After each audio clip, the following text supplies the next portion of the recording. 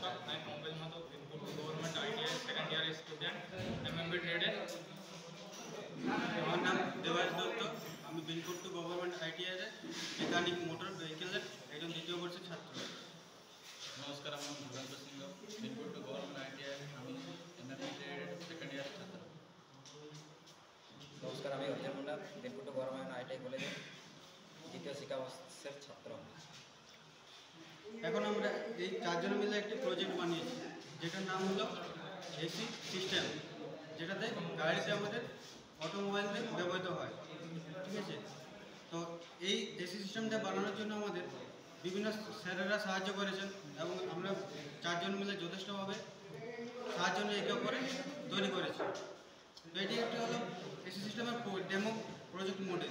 ঠিক আছে, এই জন্য আমাদের প্রয়োজন হয়েছে কিছুগুলি কম্পোনেন্ট। তার আগে জেনে নিই যে আমাদের এসি প্রয়োজন কেন।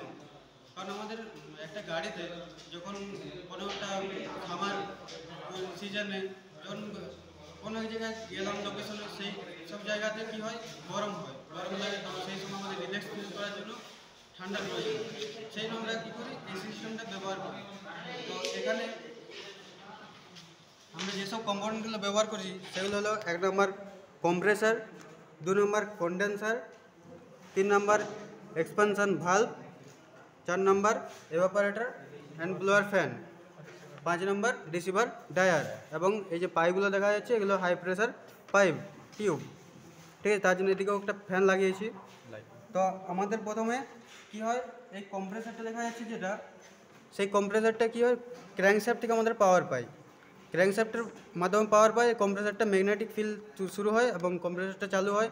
আর ওই কম্প্রেসারের মাধ্যমে কি থাকে, ফেরন গ্যাস, যেটার নাম হলো R134, ওই গ্যাসটির নাম, সেই গ্যাসটি রেফ্রিজারেন্ট ফেরন গ্যাসটি ভেপার অবস্থা থাকে, সেই কম্প্রেস করে সেই গ্যাসটিকে পাঠায় আমাদের কন্ডেন্সারে কী হয়, হাই প্রেসারের মাধ্যম দিয়ে আসে এবং এসে সেটা লিকুইড অবস্থায় ধীরে ধীরে হতে থাকে। সেই লিকুইড অবস্থাতে আবার কী হয়, লিকুইডের প্রেশারটা ধীরে ধীরে কমতে থাকে, কমতে কী হয়, যতটা পরিমাণে এখানে এক্সপানশন ভালভে পৌঁছায়। এই এক্সপানশন ভালভে কী হয়, যতটা পরিমাণে আমাদের প্রয়োজন প্রেশারটা, সেই পরিমাণ অনুযায়ী এক্সপানশন ভালভ আবার কী করে, এভাপোরেটরে পৌঁছায়।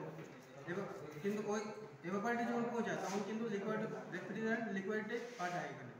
তারপর এভাপোরেটরের মাধ্যমে কী হয় না, আমাদের ঠান্ডা এখান থেকে ব্লোয়ার ফ্যান আছে, যার মাধ্যমে এখানে প্যাসেঞ্জার কম্পার্টমেন্ট, ইধারে ফ্রন্ট, এটা ফ্রন্ট, তাহলে এদিকে প্যাসেঞ্জার কম্পার্টমেন্ট বাতাসটা বের হয়, আর এদিকে গরম বাতাসটাকে টেনে নেয়। এরপর এই এভাপোরেটরের মাধ্যমে যে লিকুইড থাকে সেটা আবার কি ভেপার অবস্থায় আছে। ভেপার অবস্থায় যেতে যেতে কোথায়, আবার এই হাই প্রেসার টিউব দিয়ে যায় রিসিভার ডায়ারের মাধ্যমে যায়, সেখানে আবার কি ভেপারের মাধ্যম দিয়ে আবার ভেপার হয়ে কম্প্রেসারে পৌঁছায়। এইভাবে সার্কুলার হতে থাকে। এটাই আমাদের এসি সিস্টেমের মডেল। Thank you.